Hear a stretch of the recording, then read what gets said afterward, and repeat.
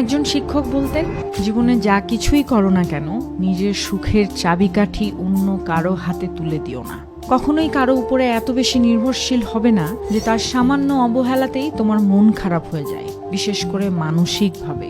তোমার মন খারাপ?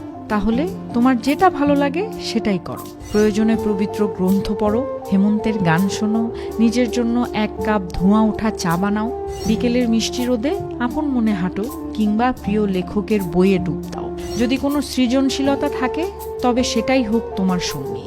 অন্যকে ব্যঙ্গ করে স্টেটাস দেওয়া, নিজের দুঃখ দুর্বলতা সবার সামনে প্রকাশ করা, এগুলো কোনো পরিণত মানসিকতার পরিচয় নয়। খুব বেশি একা লাগলে বা মন খারাপ হলে ঘর অন্ধকার করে কিছুক্ষণ চুপচাপ বসে থাকো, প্রার্থনা করো, পুরনো স্মৃতি মনে করো, হাসো, কাঁদো, কিন্তু নিজের সাথে এমন একটা সম্পর্ক গড়ে তোলো যেন দুঃখের দিনগুলোতে কাউকে না পেলেও নিজেই নিজের সবচেয়ে কাছের বন্ধু হয়ে উঠতে পারো।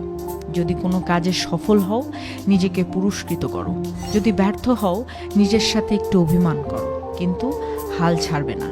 তবে কখনোই অন্যের চোখে নিজের পারফেকশন খোঁজার ভুল করো না।